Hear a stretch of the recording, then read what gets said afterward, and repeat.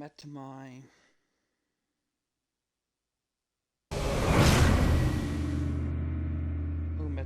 I was meant to stream something else, but decided to stream Mass Effect instead.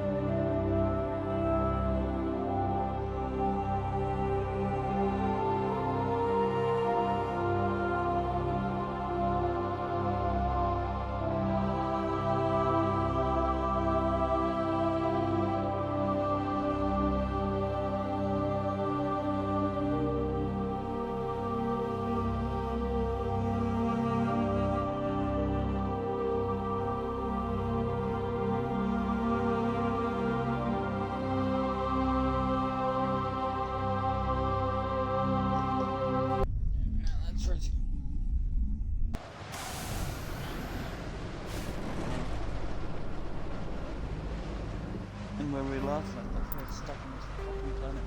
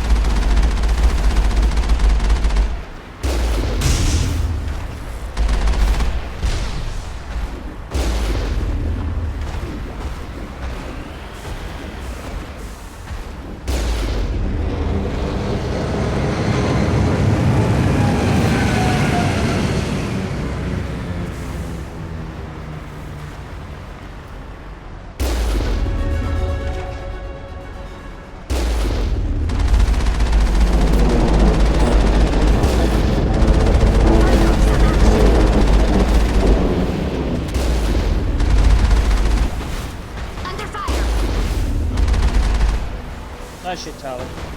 That's number 2. Let's hit the next base. Raid.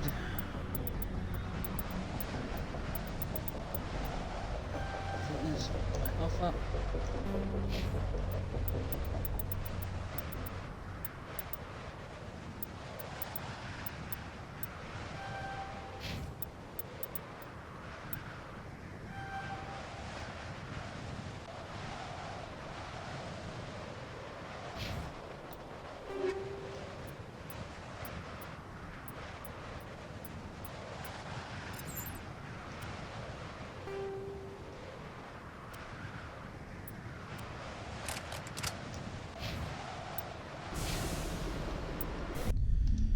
Alright, we did it. We escaped the planet.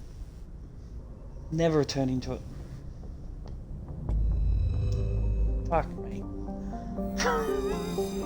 Fuck that place. I'm saying the wrong one.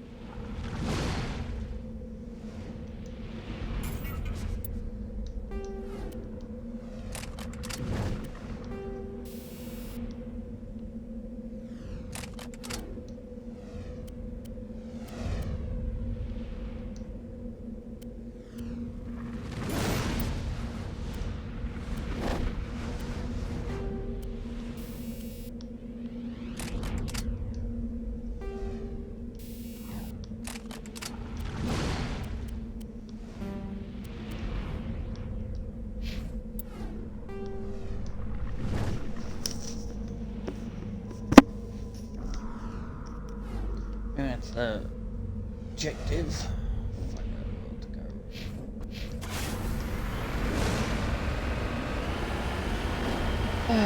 And this planet's mainly mountains.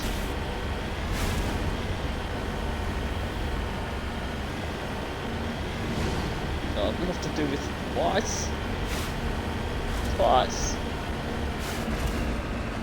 To get a level 60 character. Thank God they're reworking levels. If I can get to level 60 in one playthrough, I will jump up and down and all of a sudden.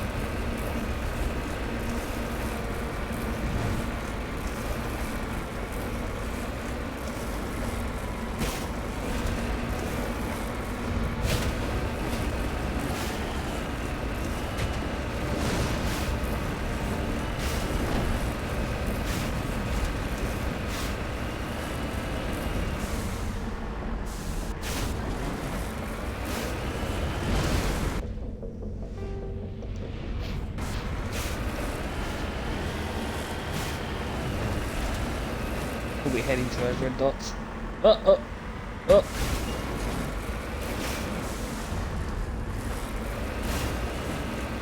There it is, crash probe.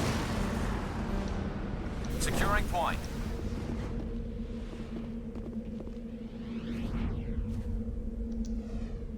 Let's go back on stuff.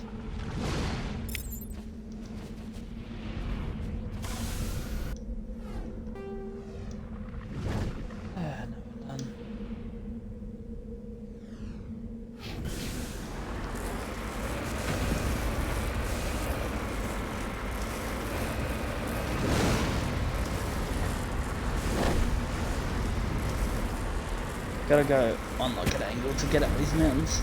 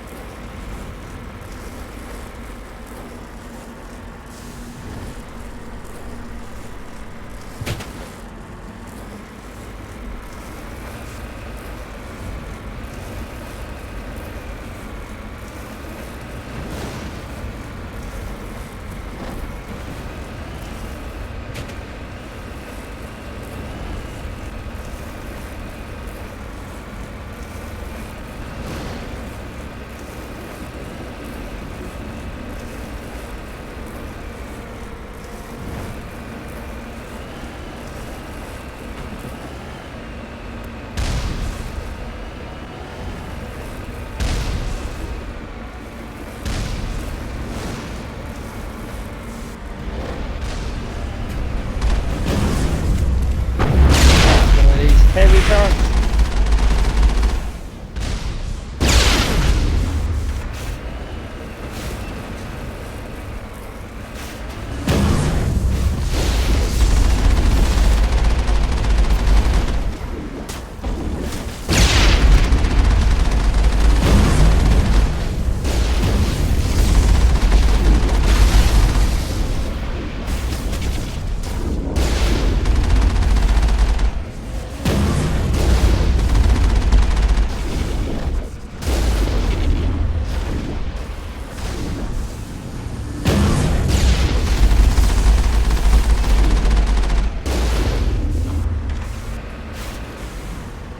Clear.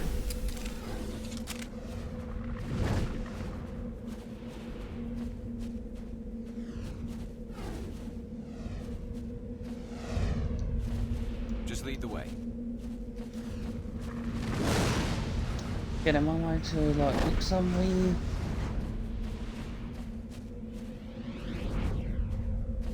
Sure. What am I meant to do here?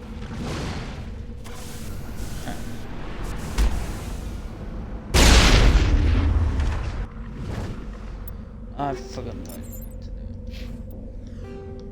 Whatever.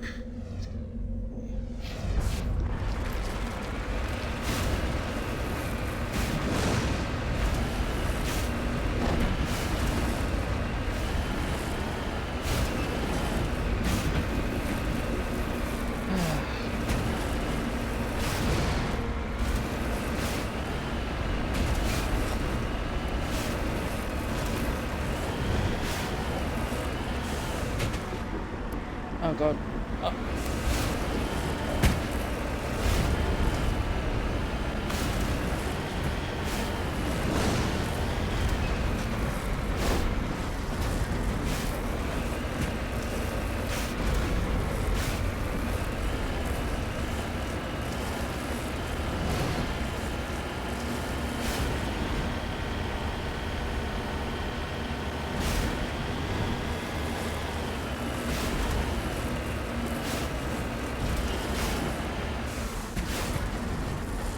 Heading out.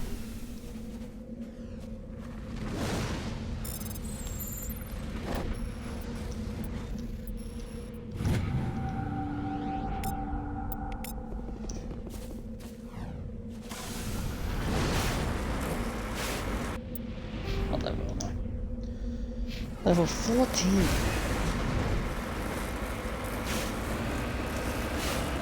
Think of it, how much I've done so far. And I'm only level 14.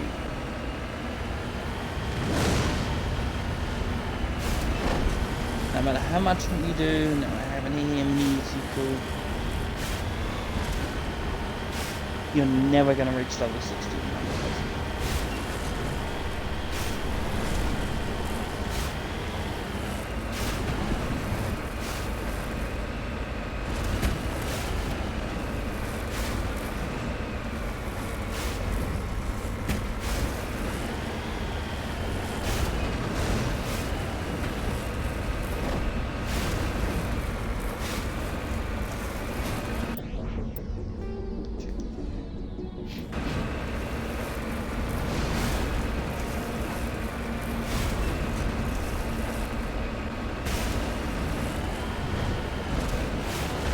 There's no one.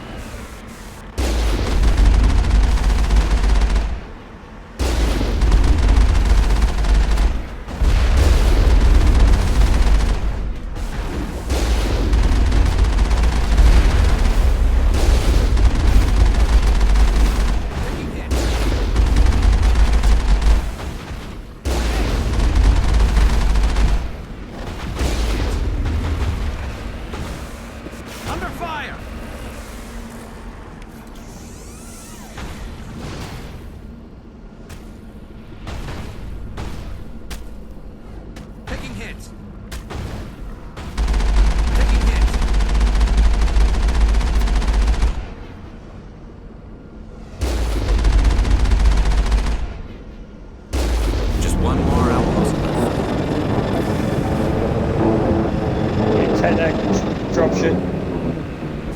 You better run away. Compromise. Taking damage.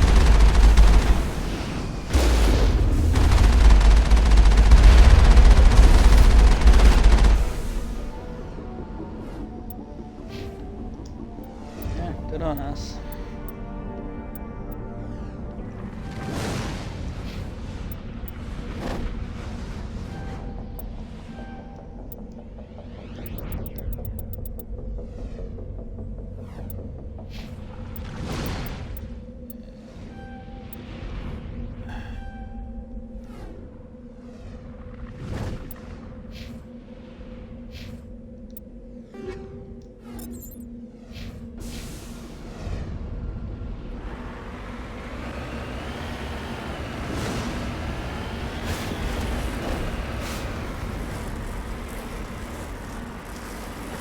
Get up there.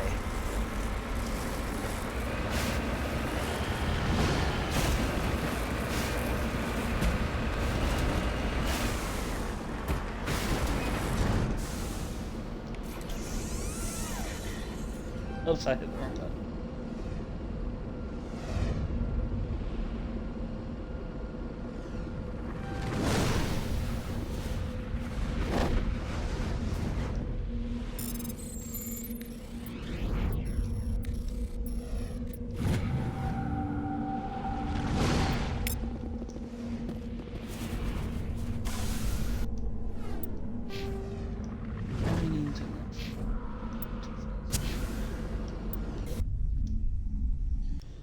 No one bites dust. Okay,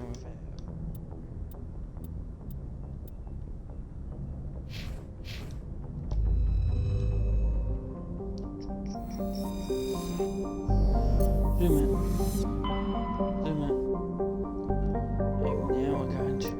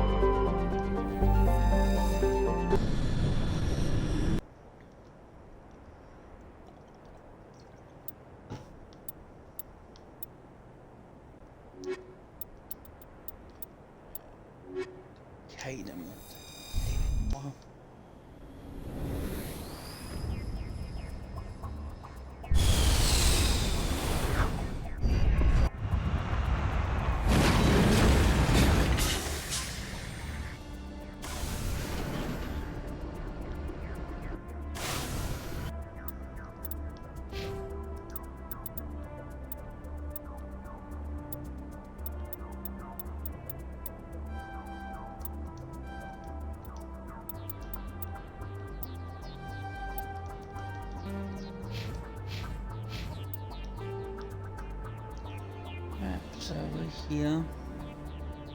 Prepare for anomaly debris.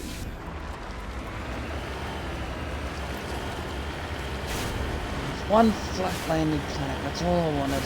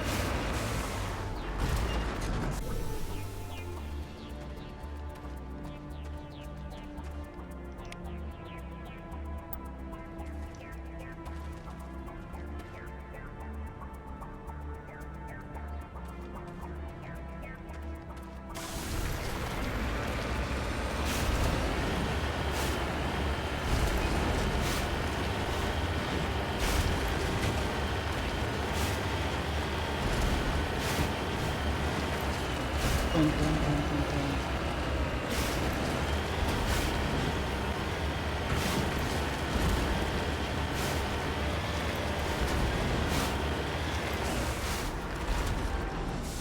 Moving out.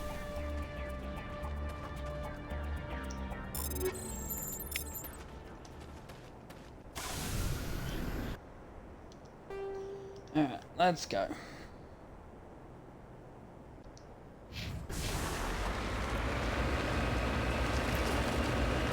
Let's go kill some Geth.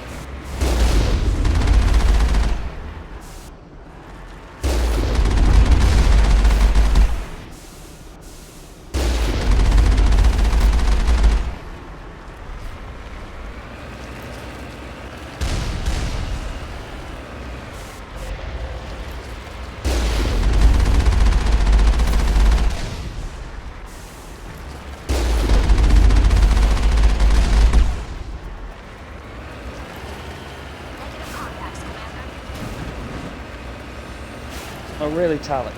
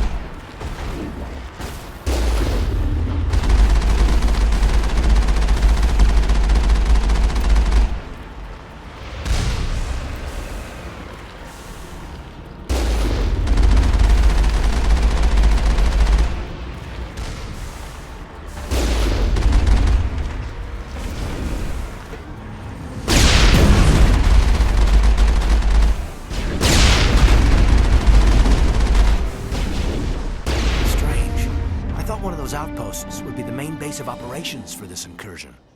Hold on. This receiver's picking up some kind of transmission. Based on the signal strength, I'd say it's coming from inside this star cluster. It must be a message from the primary Geth base. We can use this signal to lock onto its location and take them out. It must be a message from the primary Geth base. We can use this signal to lock onto its location and take them out.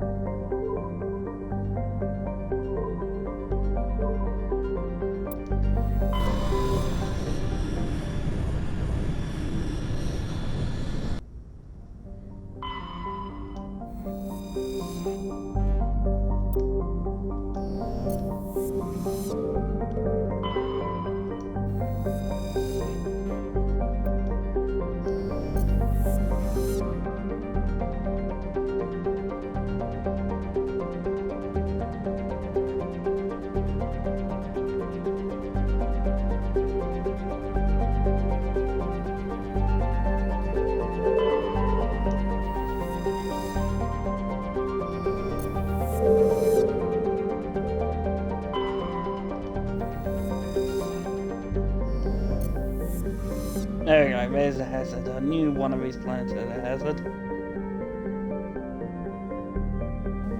That's right here. Yep.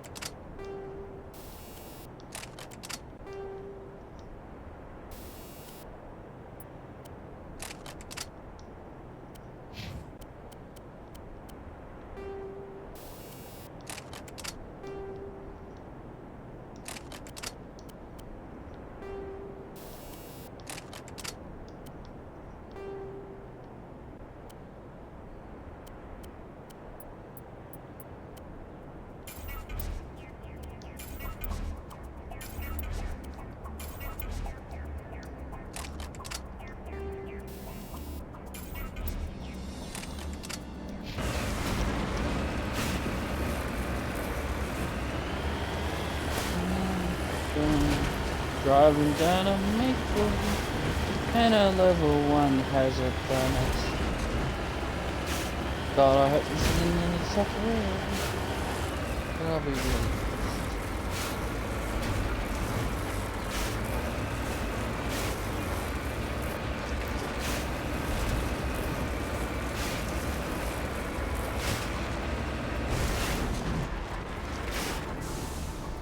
Heading out.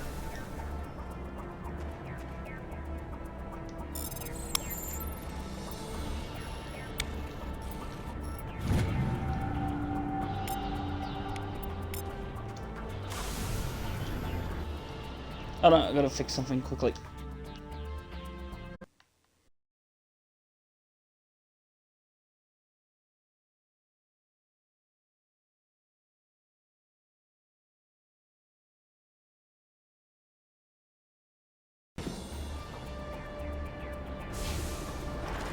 Nah, that's better.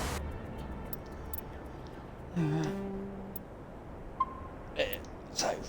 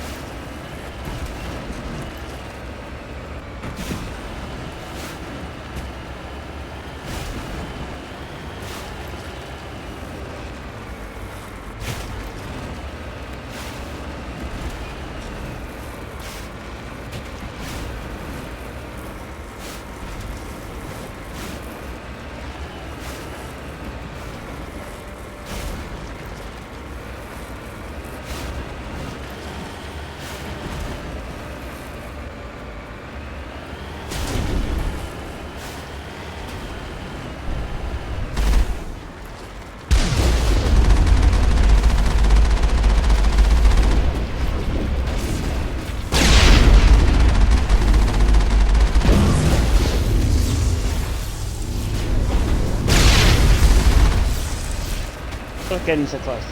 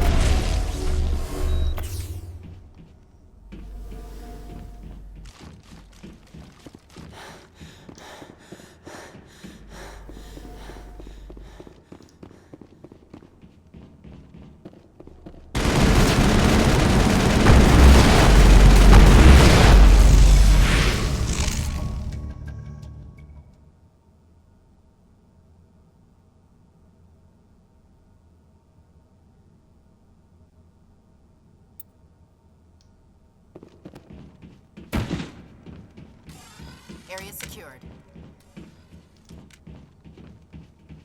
I'm on it.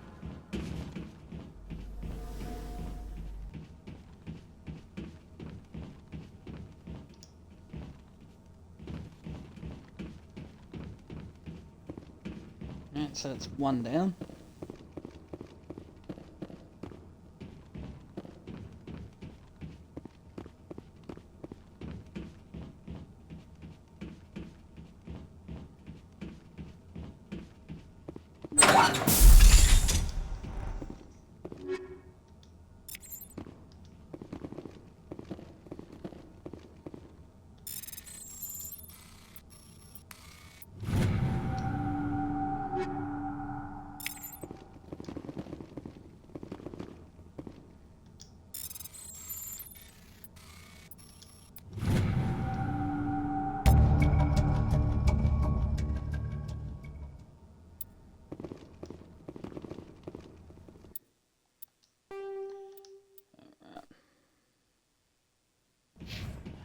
It's in the wrong place again. I think it's top right.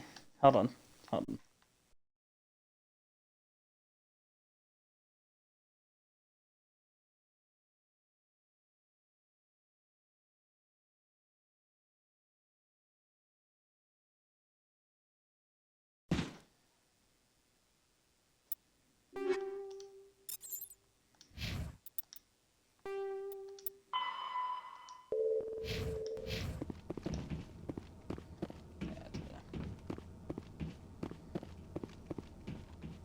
Alright, this is done.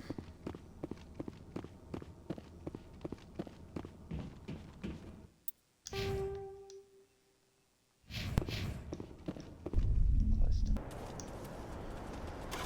operating.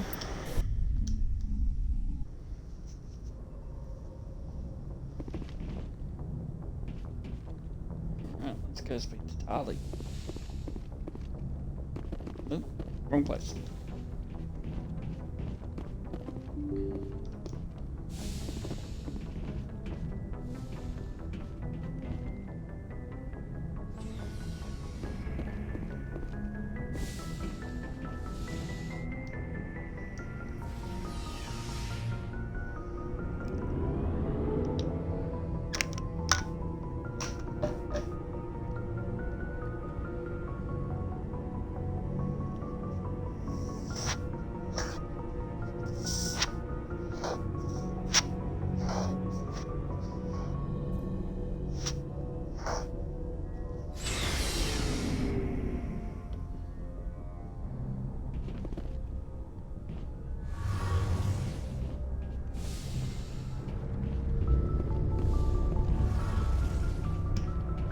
Shepard, I need to talk to you. It's important. Is something wrong? Is it? You know the data you took from those Geth control nodes? The information you uploaded to Alliance Control? I want a copy of it.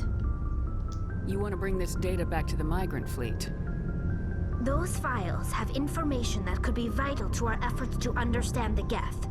It could be the key to helping us reclaim our homeworld. You think you can use this information to destroy your enemy? Not right away. We will need to study it. It could take years, but it will give us new insight into how the Geth have changed and evolved over the past centuries. Go ahead, make a copy. My people, I owe you a great debt, one I can never repay.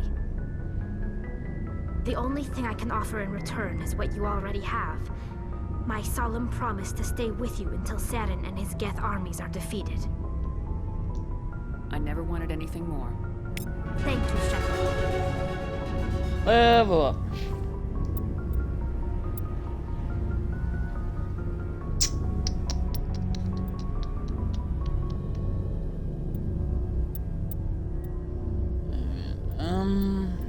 What should we upgrade?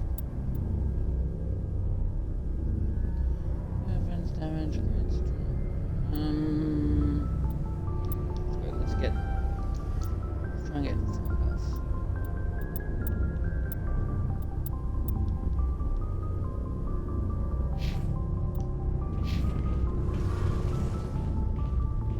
Hey, Commander, you know that Quarian, Tally?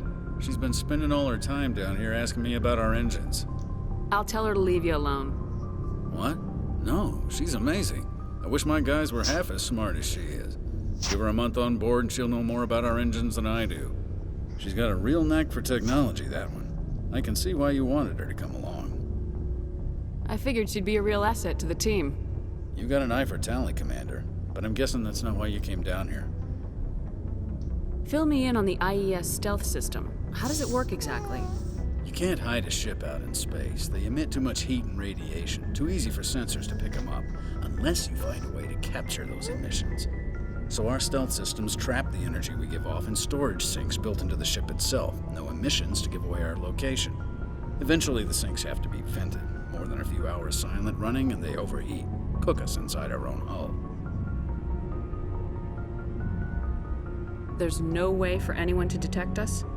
A visual scan can still pick us up. Anyone looking out a window can see us plain as day. But you have to be pretty close to get an actual visual out in space. Most vessels rely on scanners. As long as the stealth systems are engaged, they can't see us. Not unless we accelerate to FTL speeds. Why doesn't it work with faster-than-light travel? Cranking up the FTL blue shifts our emissions, pushes them into frequencies too high to capture in the sinks. As soon as we make the jump, it's like setting off a flare.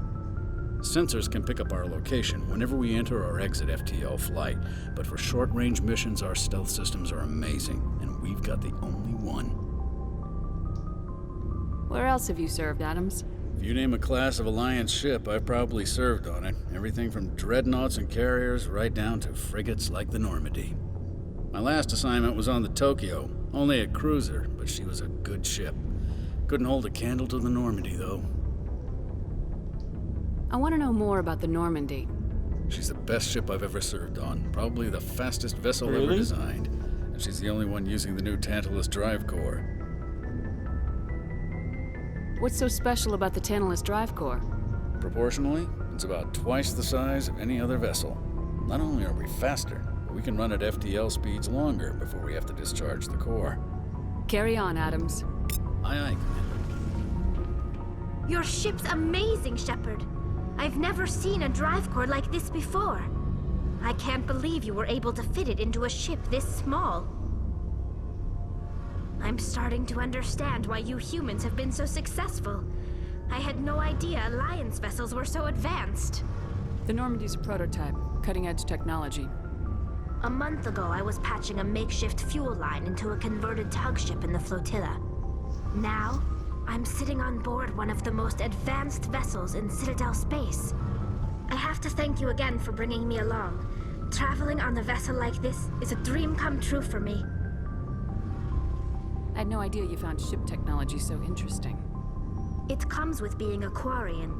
The migrant fleet is the key to the survival of my people. Ships are our most valuable resource. But we don't have anything like this. We make do with cast-offs and second-hand equipment. We just try to keep them running for as long as we can. Some of the fleet's larger vessels date all the way back to our original flight from the Geth. I can't believe your fleet's still using ships that are 3 centuries old. They're constantly being repaired, modified, and refitted. They aren't pretty, but they work. Mostly. We've tried to make ourselves as independent as possible on the flotilla, grow our own food, mine and process our own fuel. But some things we just can't make on our own. A patch to maintain the hull integrity requires raw materials we just don't have. That's why our pilgrimages are so important. Tell me about your people. Our lives aren't easy. Resources are scarce, and we are constantly on the move. Everything we do must in some way contribute to the continuation of the migrant fleet. There are 17 million Quarians in the flotilla, and each of us relies on the others for survival. The bonds among my people are strong. Unfortunately, we have had to surrender many of the freedoms and civil liberties other species take for granted. What kind of freedoms? Well, it's illegal for parents to have more than one child. If our population grows too much, it would strain our resources to their breaking point. Of course, we also can't allow our numbers to become too few. If our population is in decline, the rule against single births is temporarily repealed. In extreme cases of population decline, incentives are even offered to encourage multiple births, though the Conclave hasn't had to take such measures in nearly a century. That's your government. The Conclave is our civilian branch of government. Each ship can elect a representative to serve on the Conclave and make decisions that affect the fleet as a whole. On matters that affect an individual ship, however, the captain has the final say. It's a tradition that dates back to the early days, when the fleet was governed by martial law. Fortunately, most captains nowadays are smart enough to have an elected council from their crew to give them advice and guidance. So the ultimate power rests with elected officials? In practice, the Conclave and the respective council for each ship tend to set the rules that govern our daily lives. But in theory, we are still under military jurisdiction. The 5 top-ranking military officials in the fleet serve on the Admiralty Board. These 5 have the power to overrule any decision by the Conclave in case of emergency. To do so requires unanimous agreement among the Admiralty, and they can only do this once. After that, the entire board must resign their posts. It's a safeguard that served us well. In nearly 3 centuries, the Admiralty Board has only overruled the Conclave 4 times.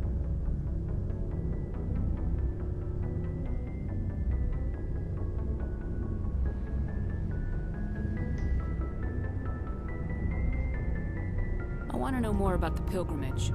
When my people reach maturity, we leave our birth ships and seek acceptance with a new crew. It's necessary to maintain genetic diversity among the fleet. But no ship wants to accept someone who will be a burden on them. So, to prove our worth, we embark on a pilgrimage. We set out alone, leaving the flotilla and our families behind us. We only return once we have found something of value we can bring back to the fleet.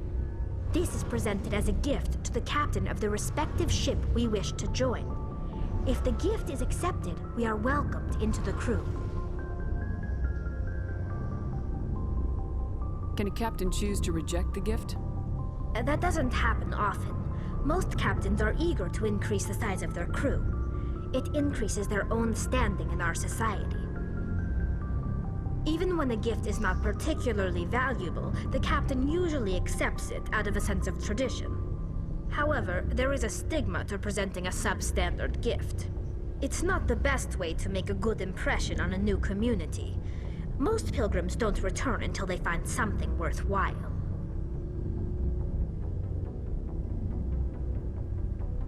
Can a captain choose to reject the gift? That doesn't happen often. Most captains are eager to increase the size of their crew.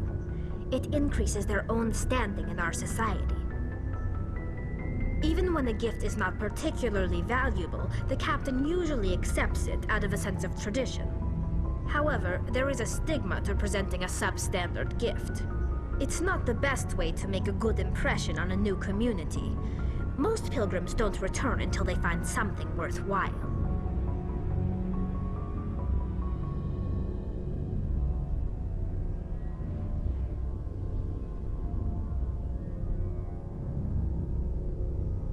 Can a captain choose to reject the gift? That doesn't happen often. Most captains are eager to increase the size of their crew. It increases their own standing in our society. Even when a gift is not particularly valuable, the captain usually accepts it out of a sense of tradition. However, there is a stigma to presenting a substandard gift. It's not the best way to make a good impression on a new community. Most pilgrims don't return until they find something worthwhile. Can a captain choose to reject the gift? That doesn't happen often. Most captains are eager to increase the size of their crew. It increases their own standing in our society. Even when a gift is not particularly valuable, the captain usually accepts it out of a sense of tradition. However, there is a stigma to presenting a substandard gift. It's not the best way to make a good impression on a new community. Most pilgrims don't return until they find something worthwhile.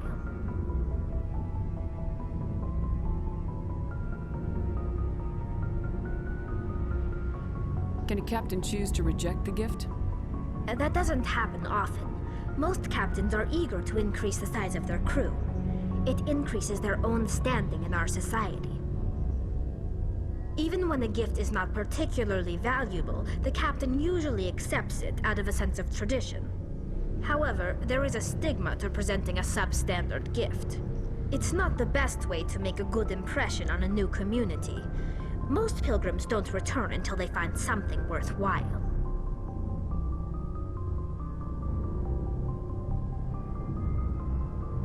Can a captain choose to reject the gift? That doesn't happen often. Most captains are eager to increase the size of their crew. It increases their own standing in our society.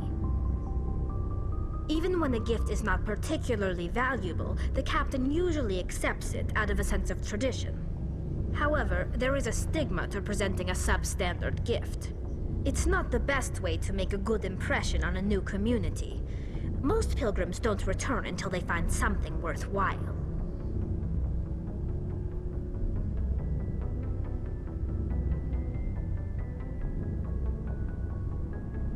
Can a captain choose to reject the gift? That doesn't happen often. Most captains are eager to increase the size of their crew. It increases their own standing in our society. Even when a gift is not particularly valuable, the captain usually accepts it out of a sense of tradition. However, there is a stigma to presenting a substandard gift. It's not the best way to make a good impression on a new community. Most pilgrims don't return until they find something worthwhile. Can a captain choose to reject the gift? That doesn't happen Oops, I often. just went and ran in a Most circle. captains are eager to increase the I size wasn't of their paying crew. attention, I went around in a It circle. increases their own standing in our society. Even when a gift is not particularly valuable, the captain usually accepts it out of a sense of tradition. However, there is a stigma to presenting a substandard gift. It's not the best way to make a good impression on a new community. Most pilgrims don't return until they find something worthwhile.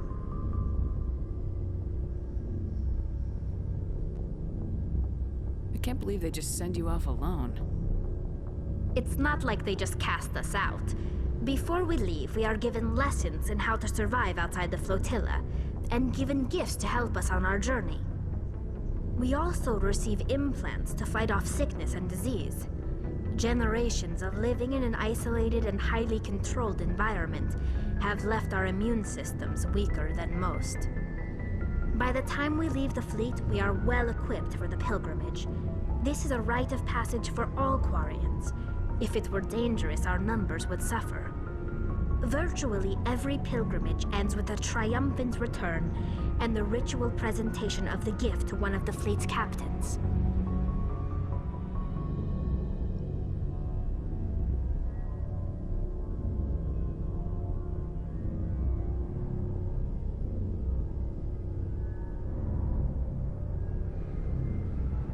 I want to talk about something else. Like what? I want to know more about the Geth. I doubt I can tell you anything you don't already know. It's been almost 3 centuries since they drove my people into exile. All I know is the story of their origins. What they were when we created them, and how they turned on us. Interesting. The Geth were originally created to serve as an automated manual labor force. Initially, their intelligence was as limited as any VI.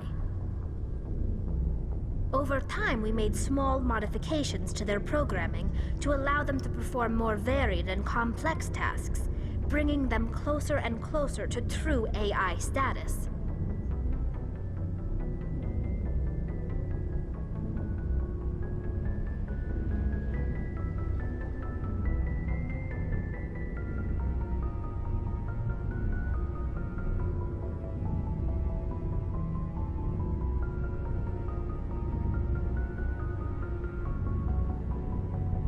How come the Council didn't step in and stop you?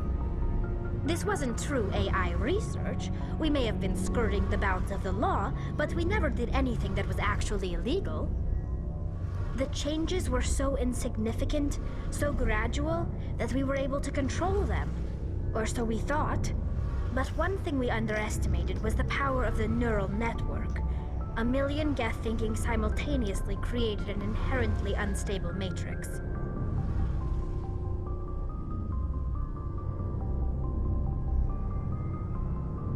What made them rebel? As we built more and more Geth, their effective intelligence became more sophisticated, more abstract. One day, a Geth began to ask its Quarian overseer questions about the nature of its existence. Am I alive? Why am I here? What is my purpose? As you can imagine, this caused a near panic among my people.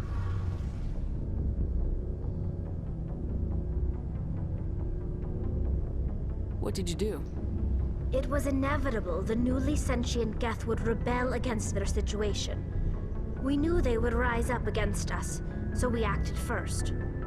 A general order went out across all Quarian-controlled systems to permanently deactivate all Geth. The Geth responded to this order violently.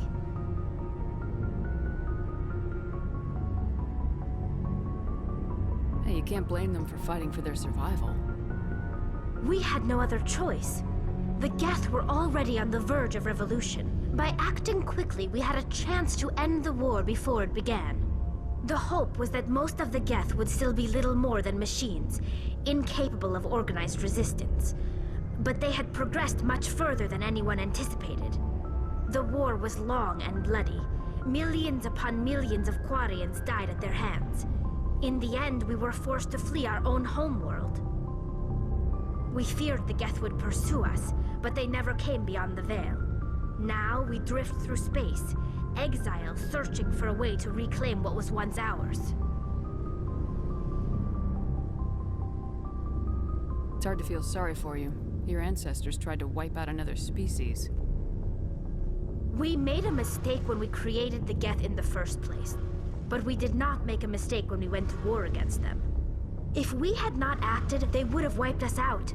They're a synthetic life form. They have no use for organics. None. Why do you think they cut themselves off from the rest of the galaxy? Why do you think they've killed every organic being who's ever tried to contact them? I didn't mean to offend you. I'm sorry. I didn't mean to get so worked up. Most Quarians tend to have pretty strong opinions about the Geth.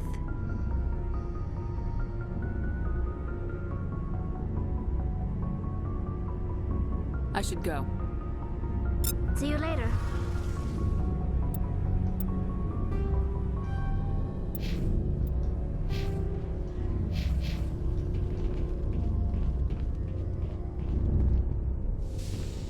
Alright. Oh, there's much more we need to talk to. Rex. Shepard, what can I do for you? What's your story, Rex? There's no story. Go ask the Quarian if you want stories. You Krogans live for centuries. Don't tell me you haven't had a few interesting adventures. Well, there was this one time the Turians almost wiped out our entire race. That was fun. I heard about that. You know, they almost did the same to us. It's not the same. It seems pretty much the same to me. So your people were infected with a genetic mutation? An infection that makes only a few in 1,000 children survive birth? And I suppose it's destroying your entire species? I suppose it isn't all the same. I don't expect you to understand, but don't compare humanity's fate with the Krogan. Sorry, Rex. I wasn't trying to get you upset. Your ignorance doesn't upset me, Shepard. As for the Krogan, I gave up on them long ago. The genophage infected us, but it's not what's killing us. Are your people really dying? We're sure not getting any stronger. We're too spread out. None of us are interested in staying in our own system. Lots of species have left their homes and prospered. But they go to colonize new worlds. We're not settlers. We're warriors. We want to fight. So we leave. Hire ourselves out. And most of us never go back.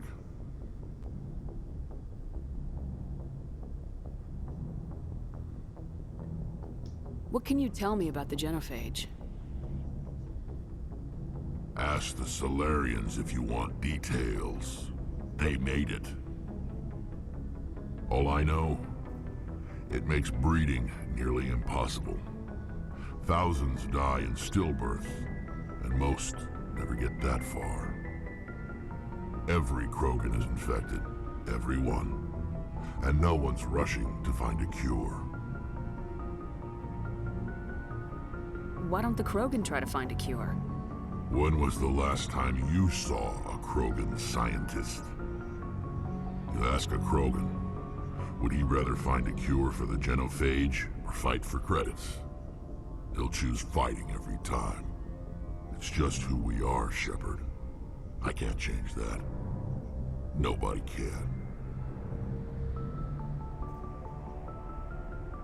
So long, Rex. Shepard. Commander?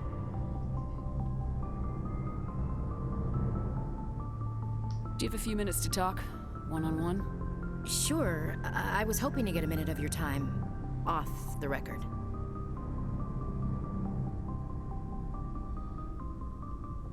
I keep an open door policy. If you have any concerns, lay them on me. All right. I know things are different aboard the Normandy, but I'm concerned about the aliens, Vicarian and Rex. With all due respect, Commander, should they have full access to the ship? They may not serve the Alliance, Chief, but they're allies. At least as far as Saren goes. This is the most advanced ship in the Alliance Navy. I don't think we should give them free rein to poke around the vital systems. Engines, sensors, weapons. You don't trust the Alliance's allies? I'm not sure I'd call the Council races allies. We, humanity, have to learn to rely on ourselves.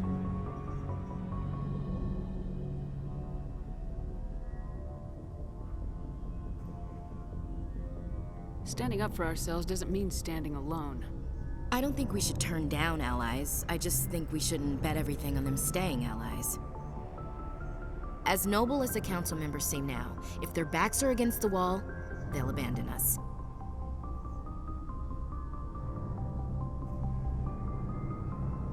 You got a pessimistic view of the universe, Williams.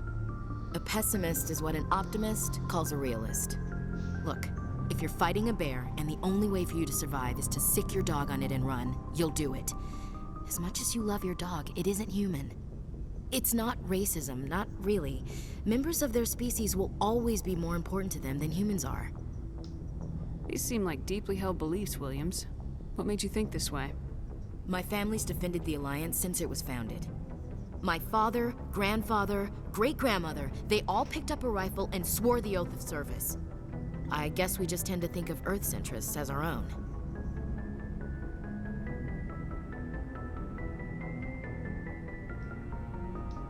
It doesn't sound like you've worked with aliens before. No, ma'am. Mainly I've been groundside, part of the surface garrison forces. I did get a rotation on a space station for training. Every Marine a rifleman, every rifleman ZG certified.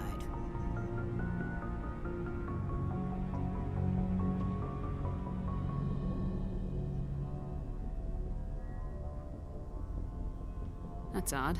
Your record is spotless and your technical scores are exemplary. You should be serving with the fleet. Anyway, that's why I haven't served with many aliens, Commander.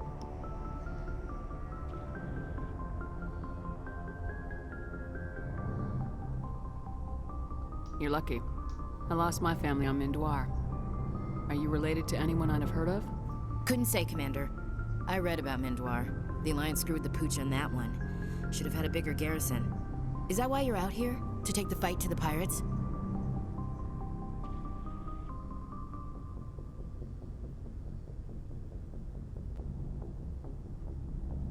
Mainly I wanted to serve. Protect the Alliance, save lives, you know?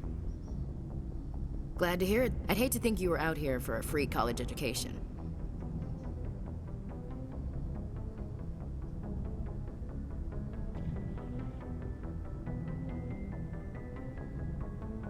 All right, I can see where your concerns are coming from, Williams. But this is a multilateral mission. You're gonna have to work with aliens, like it or not. It won't be a problem, Commander. You say jump, I say how high. You tell me to kiss a Turian, I'll ask which cheek.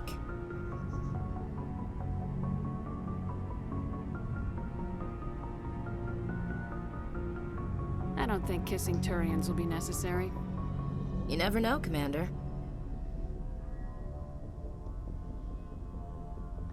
What's your opinion of the last mission?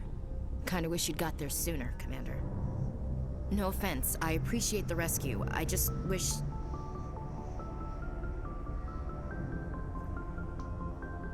You wish we'd been able to save the rest of your unit.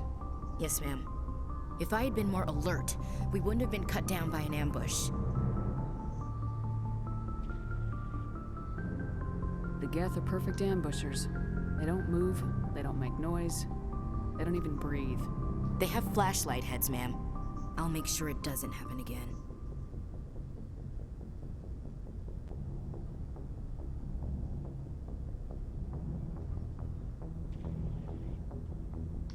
Dismissed, Chief. Ma'am.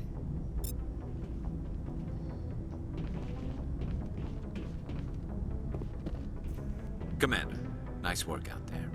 I knew working with the Spectre would be better than life at CSEC. Have you worked with the Spectre before? Well, no, but I know what they're like. Spectres make their own rules. You're free to handle things your way. At CSEC, you're buried by rules. The damn bureaucrats are always on your back.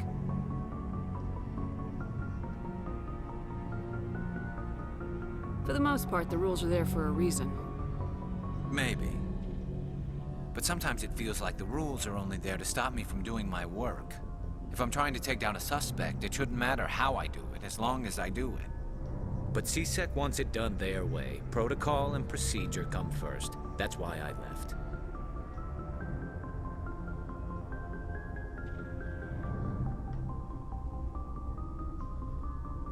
So you just quit because you didn't like the way they do things? There's more to it than that.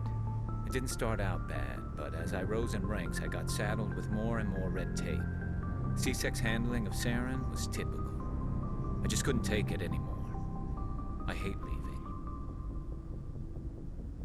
I hope you made the right choice. I'd hate for you to regret it later.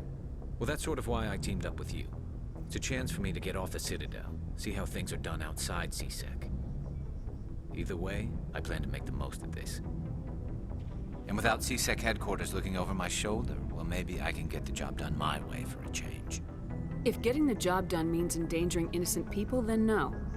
We get the job done right, not fast. Got it? I wasn't trying to... I understand, Commander.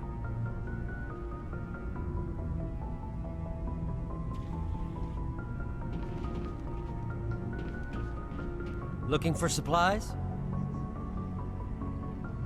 Let's see what you've got. You bet, Commander.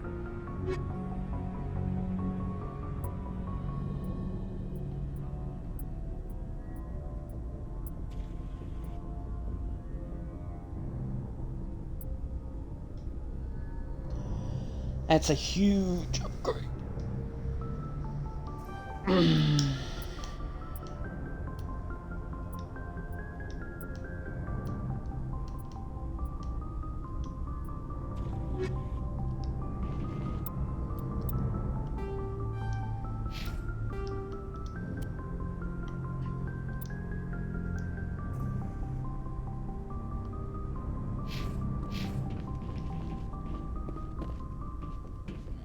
Let's go upstairs and talk to some more people.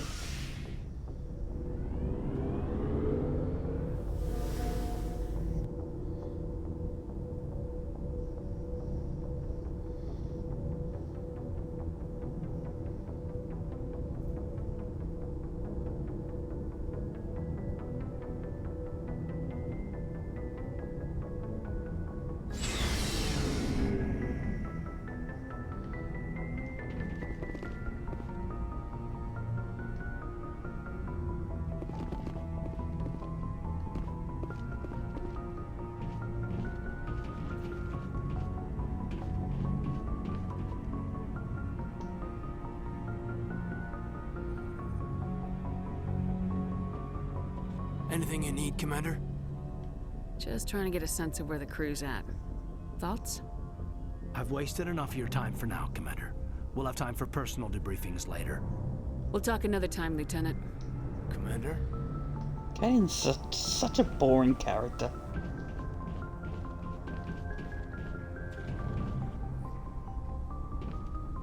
Oh, oh my god! I thought I got stuck in a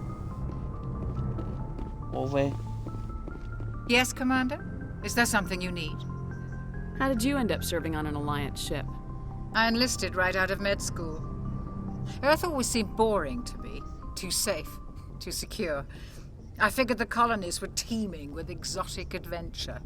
I wanted to travel the stars, tending the wounds of tough soldiers with piercing eyes and sensitive souls. Turns out military life isn't quite as romantic as I'd imagined. But humanity needs the Alliance if we want to keep expanding through the Traverse, and the Alliance always needs good doctors. So I stayed on to do my part.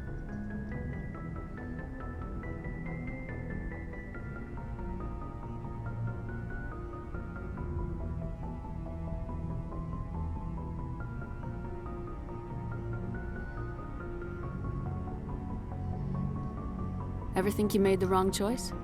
Sometimes I think about opening a private practice back on Earth, or maybe taking a position at one of the new med centers out in the colonies. But there's something special about working on soldiers. If I left the Alliance now, I'd feel like I was abandoning them.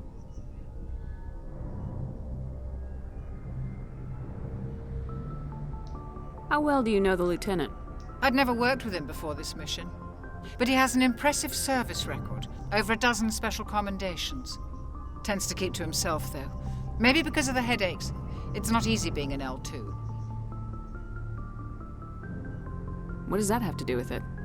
Well, most biotics now use the L3 implants. Lieutenant Alenko was wired with the old L2 configuration. Sometimes there are complications. What kind of complications? Severe mental disabilities, insanity, crippling physical pain. There's a long list of horrific side effects. Caden's lucky. He just gets migraines. I should go. Goodbye, Commander. Yeah, I think we talked to our crew. Let's go to another side mission.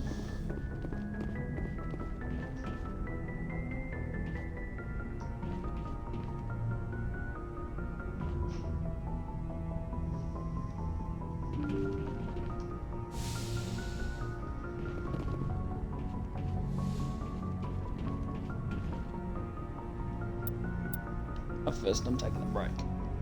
Be back in a second.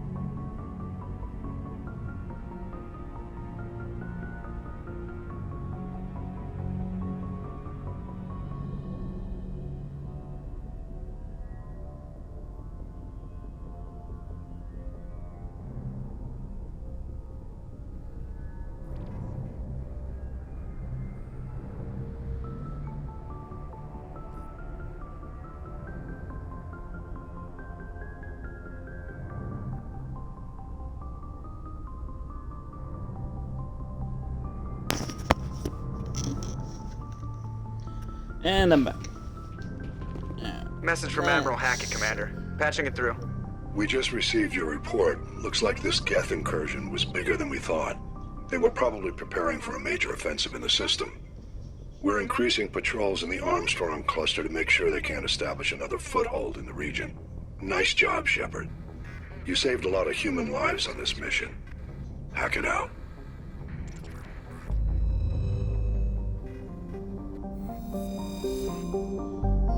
Zoom in. Let's see if I can hack into these other ones.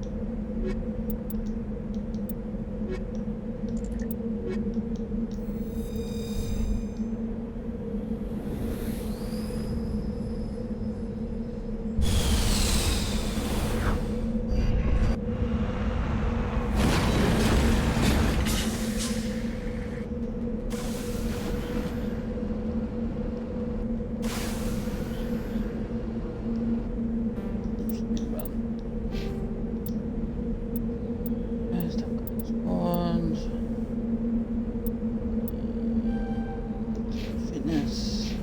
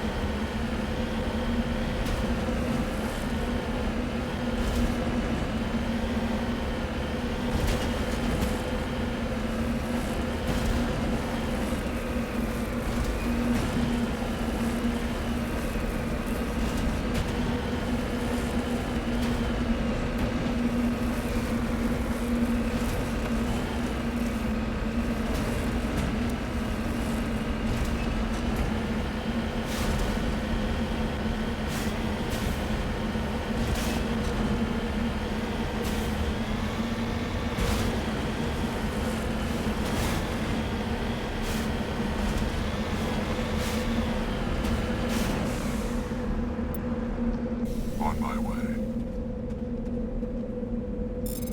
Yeah, I can do it.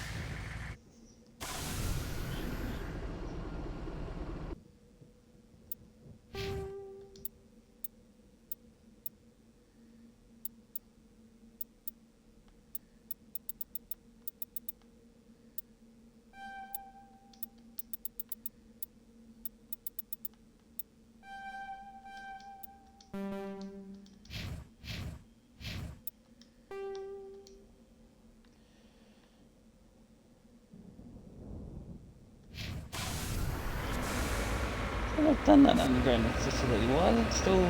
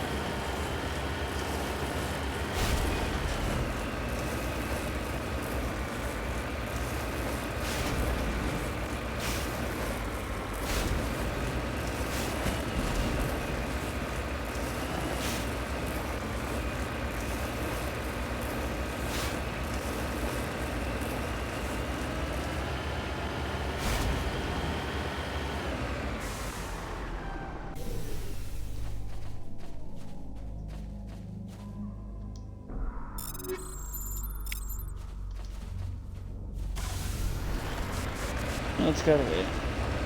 See what's still got a mission tag thing on it.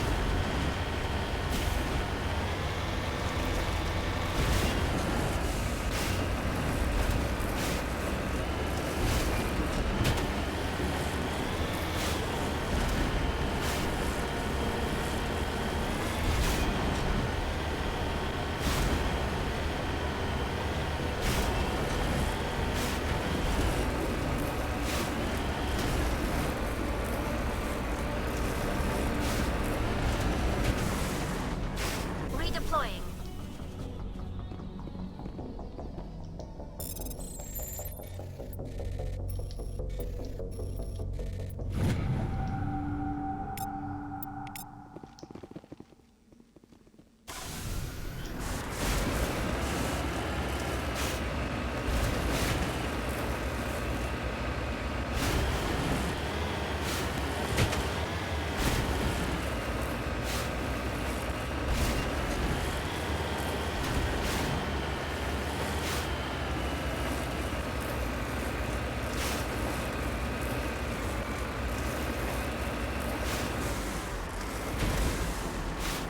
En route.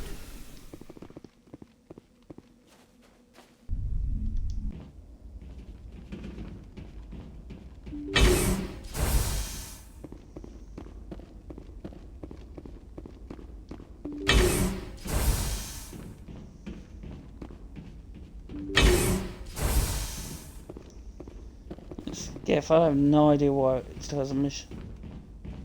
Did I miss something?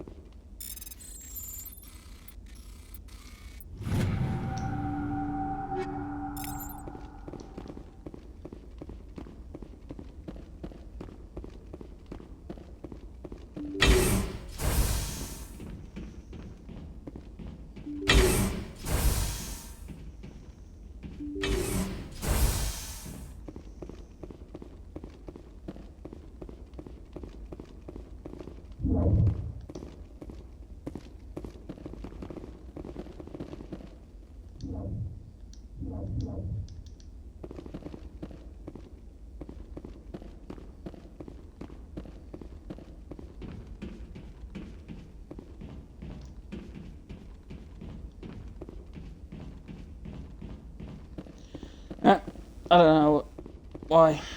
Mass Effect 1.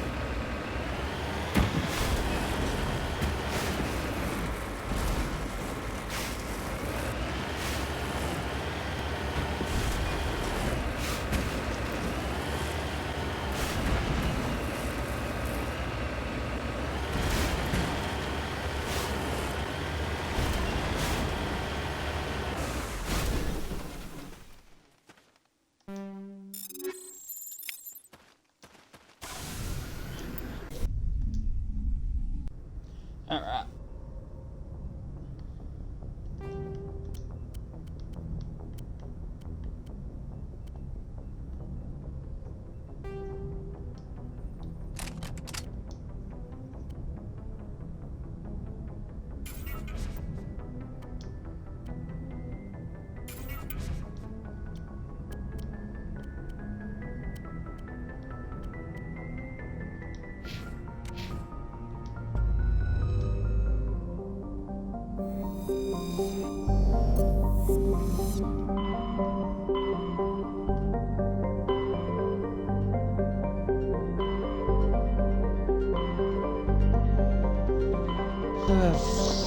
Three more.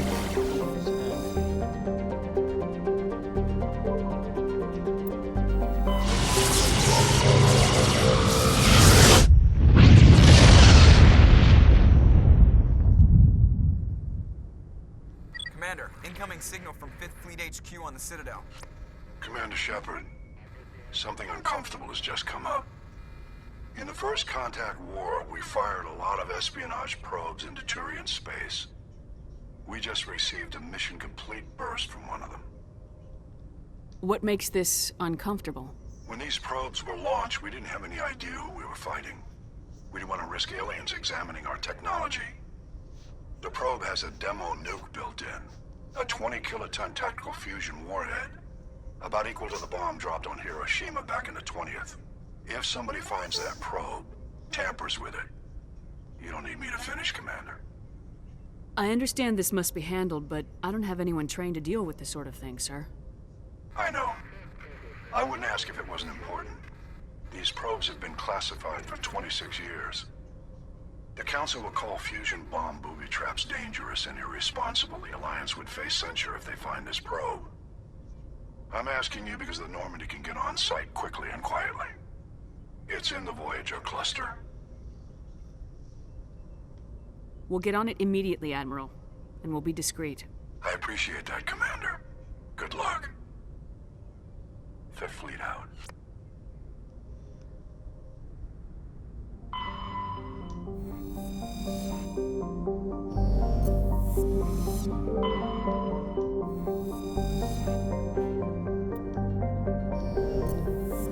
Element.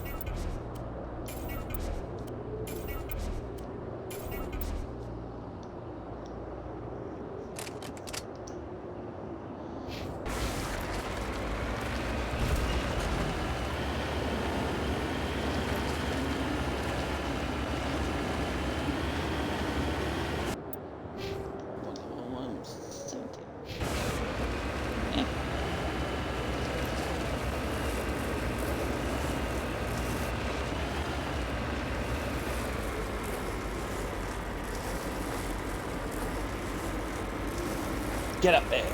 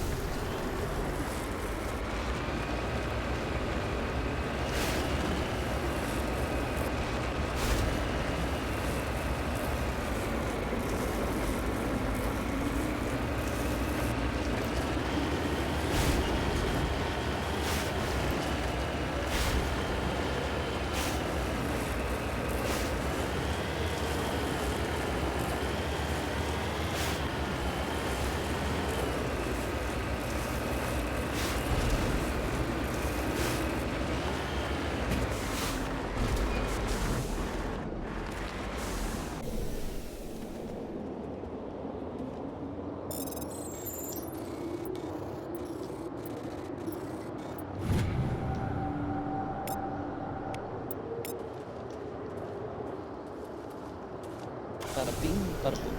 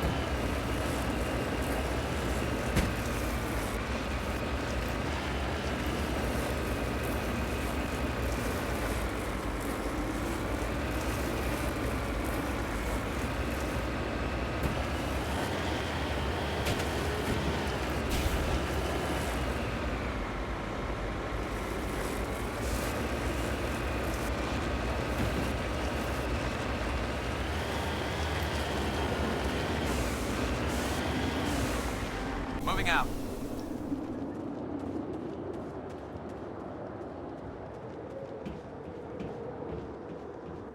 The signal's coming from a mine?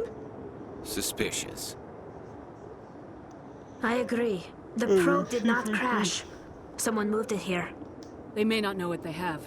Let's find it before they set it off. Affirmative.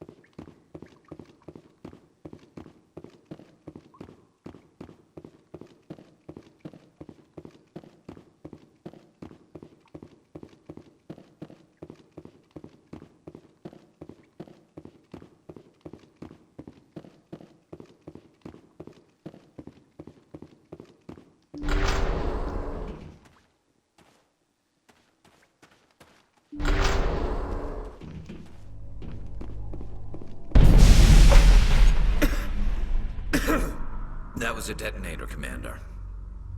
Shepard. At last. You have me at a disadvantage. My name is Ilanos Halliot. I doubt you know it.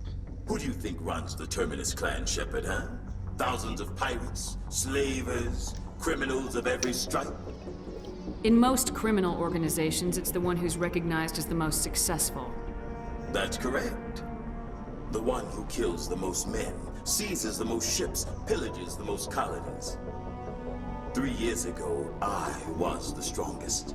I used my influence to assemble a fleet. We would drive your kind out of the Verge. You're the one behind the attack on Elysium. I was the motivator, the instigator, the one who promised glory and riches for sacking the largest human colony in the cluster. The one blamed when it failed. Failed! I was ruined when your kind held against the Blitz. What better way to recover my reputation than by eliminating the first human Spectre? It doesn't have to be like this, Halliot. Empty words from a dead woman. Goodbye, Shepard. What do we do now, Shepard? We've got air and light and the Normandy's still in orbit. Let's look for another way out.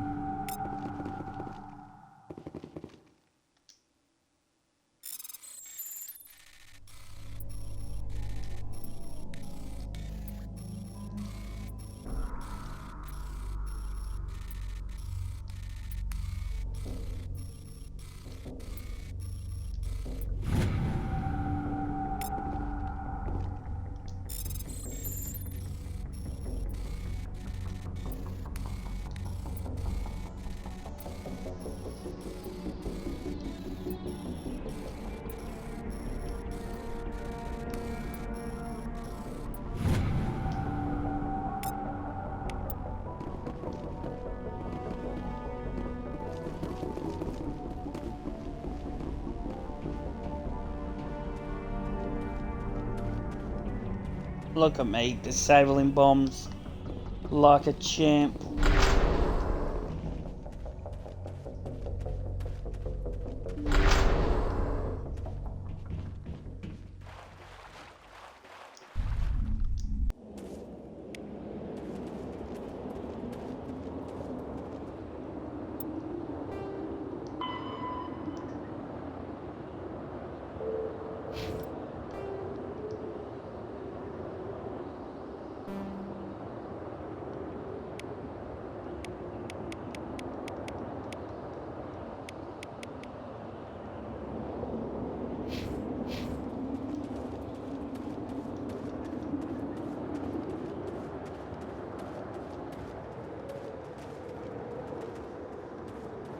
And I've escaped. I have to run all the way back.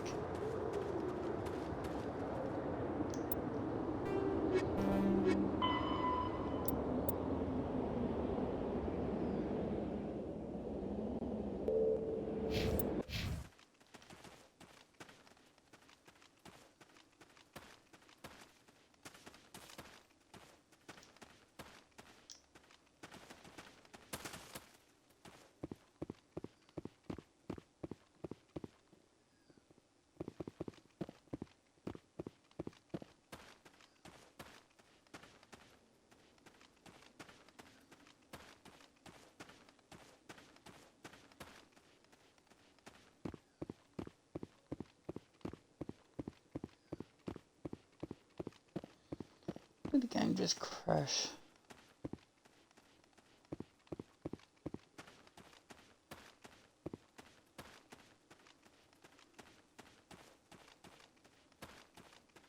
Was it glitched?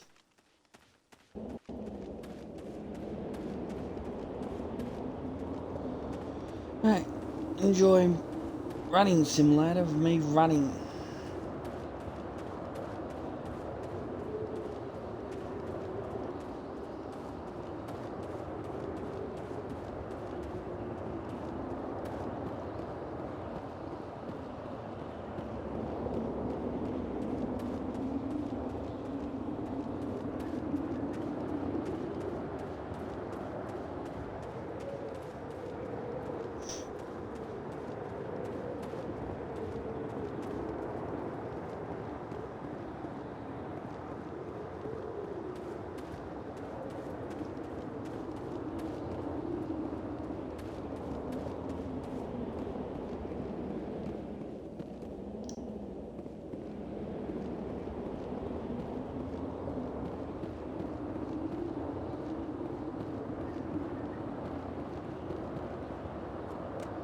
Oof.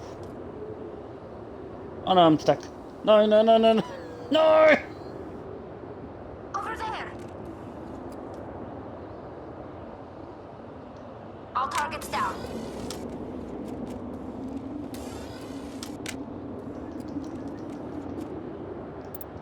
God damn it.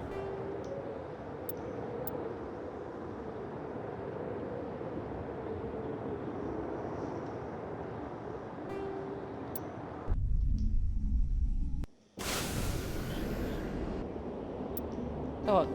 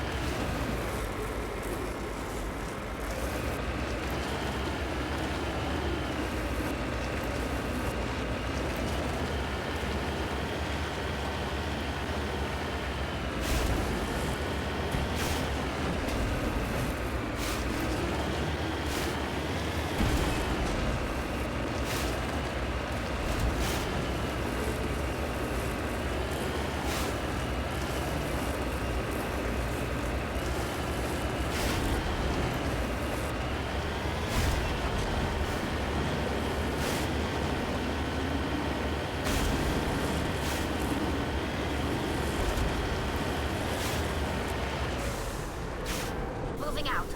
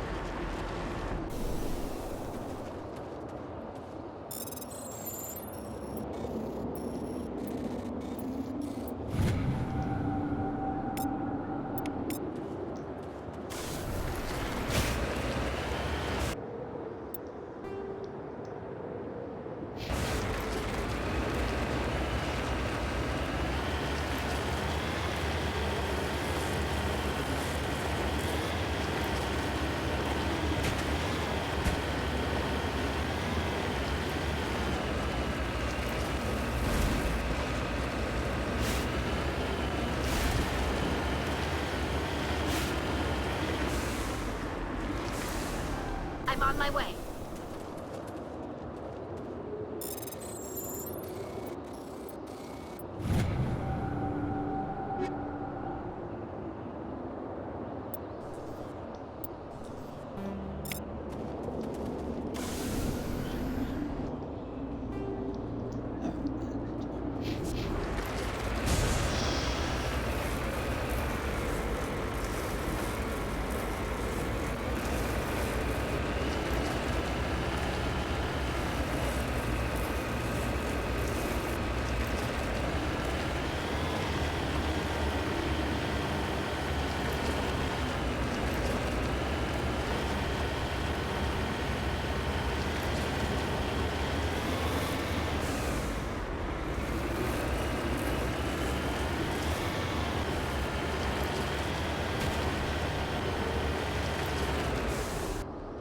Let's save now.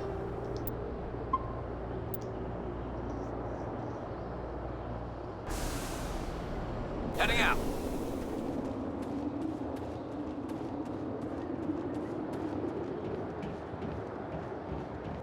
The signal. Affirmative.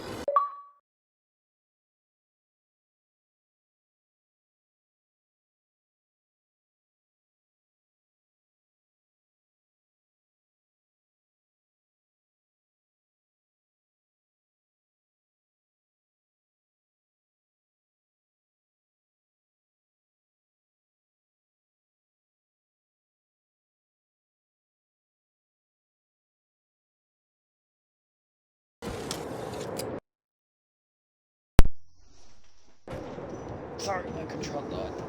Yeah.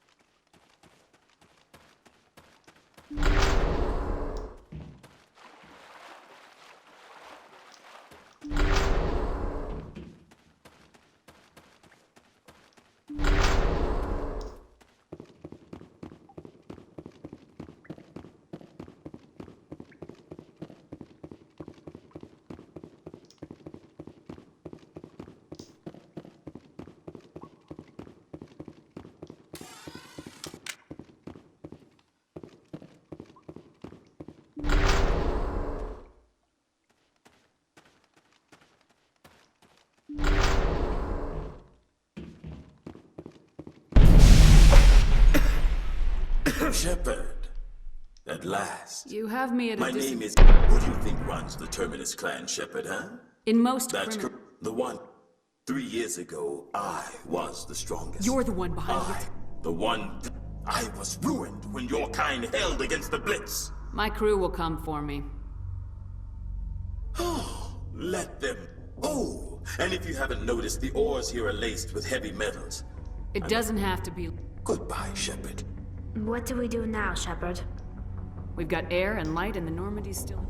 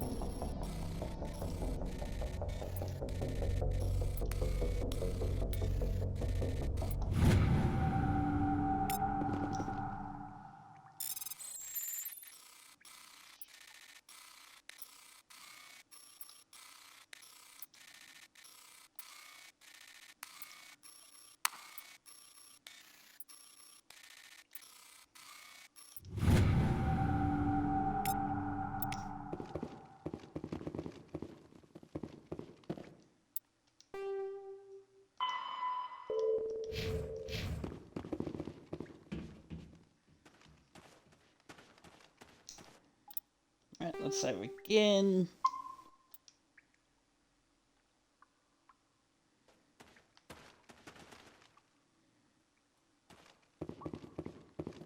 Let's not go through that door this time. We have no choice.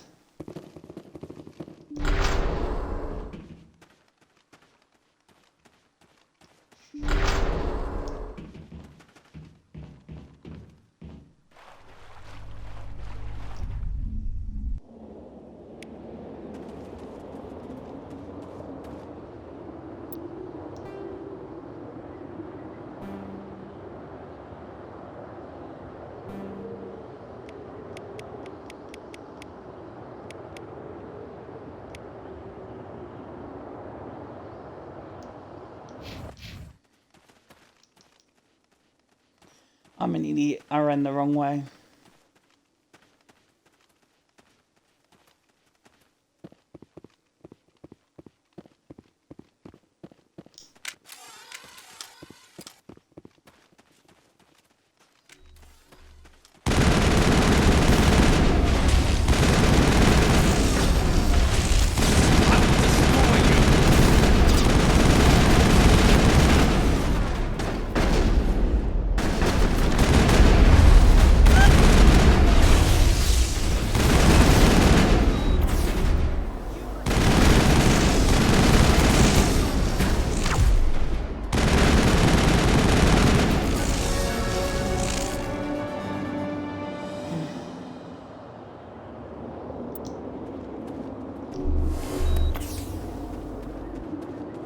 Perimeter secured.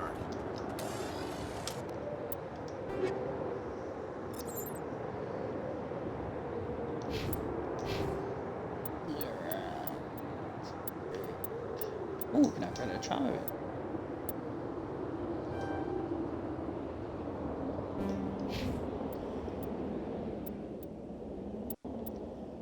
Yeah, great.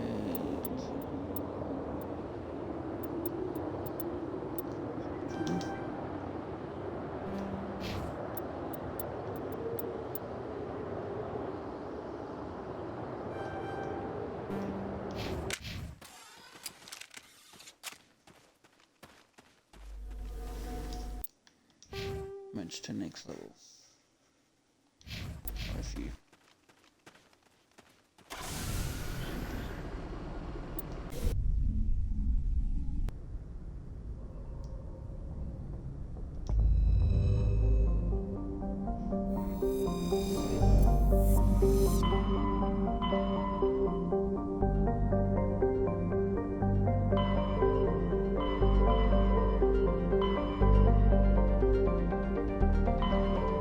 Alright, 3, 2 to go.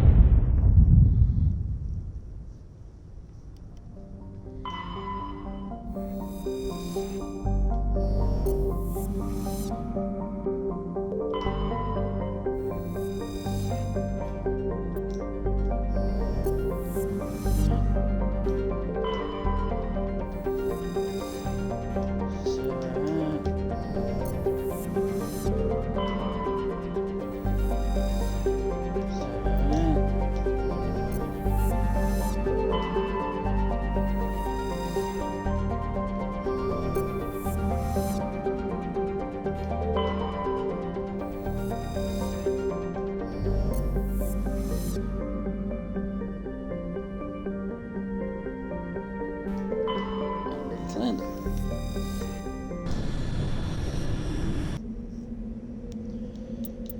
As always, quarry.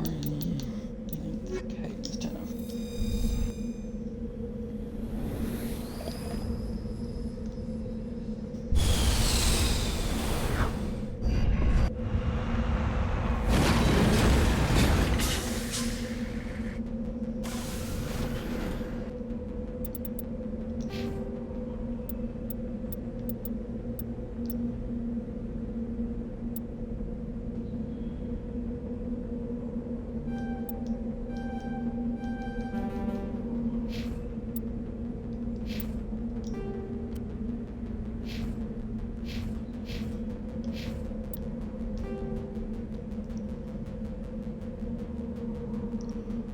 bam, bam, bam, bam.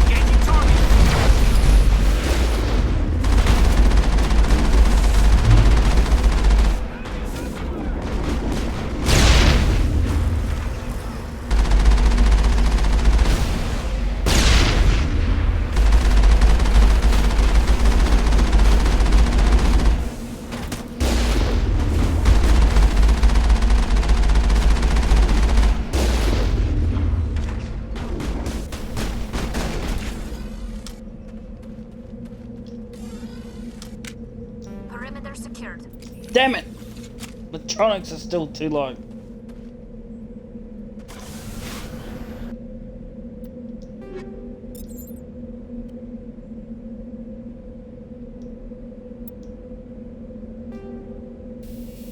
Wait, what happened to my heatsink? Did I accidentally...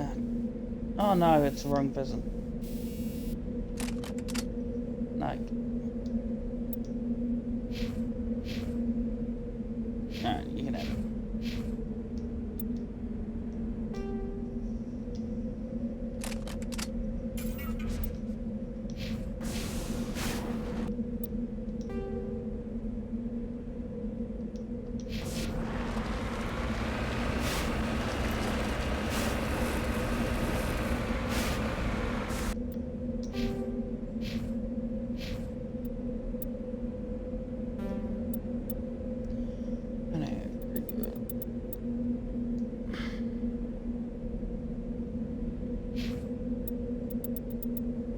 Electronics.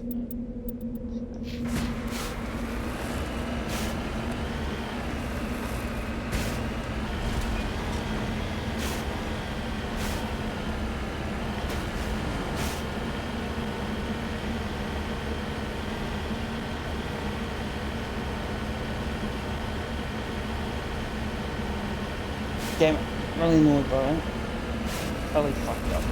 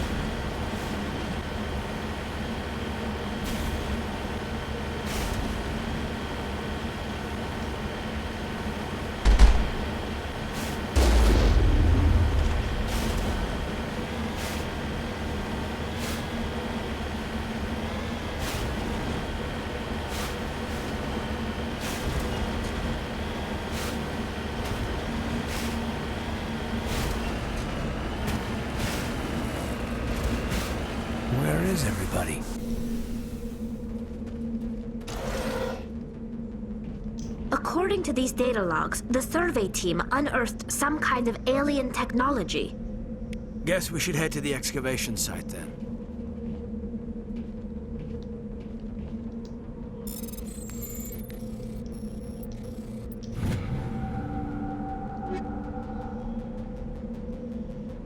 Oh, shit.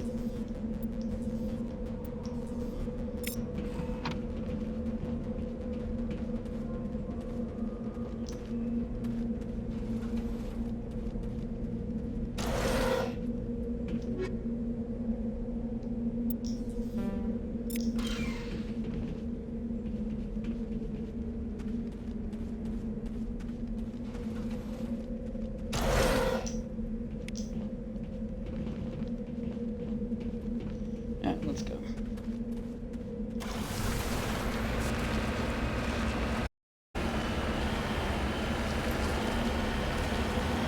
These are all husks.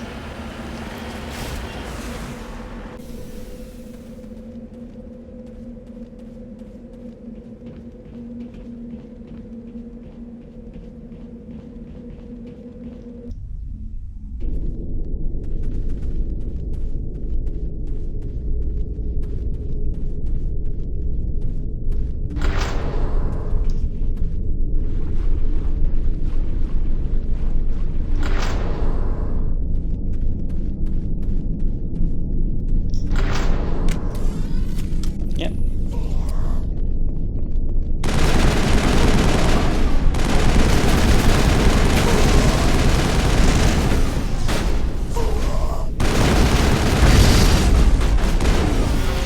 I didn't move.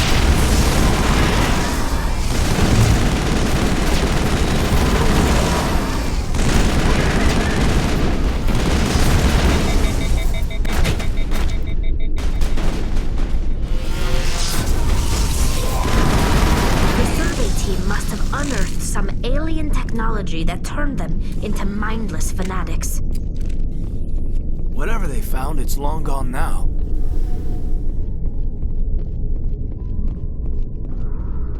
Is that?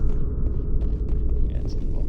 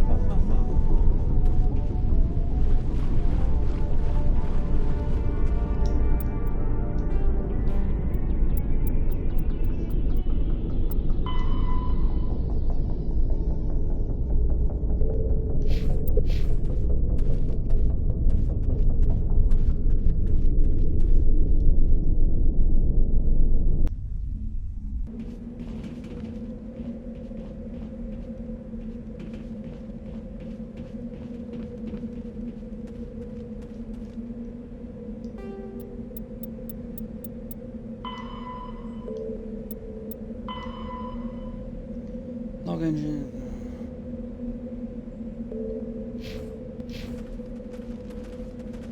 Missed something in there. God damn it.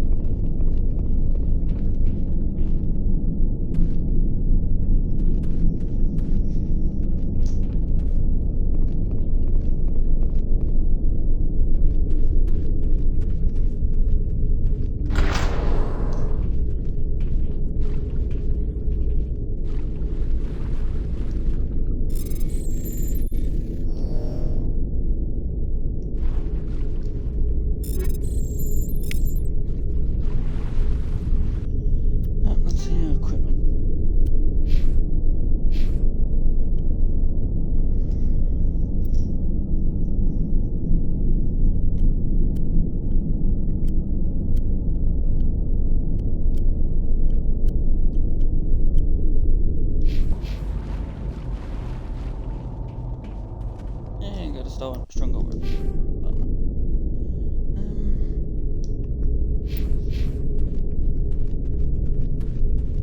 Close enough.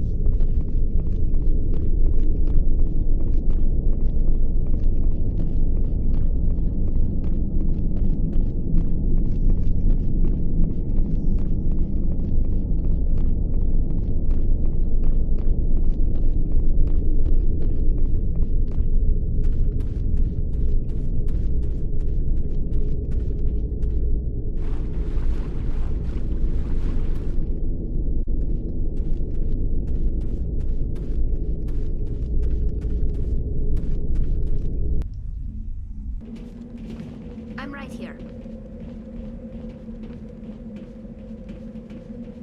One more thing to check out on this planet and then we're on.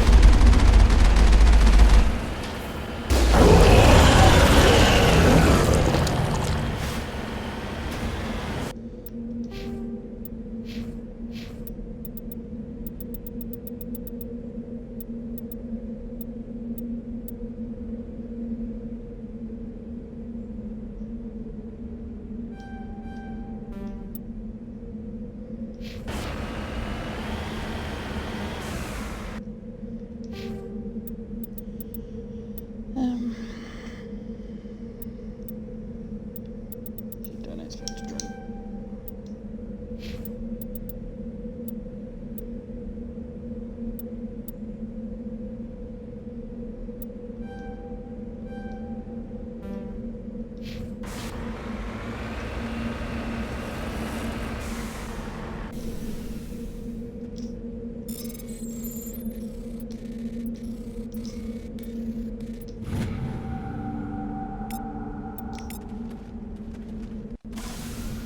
Let's go with the ship.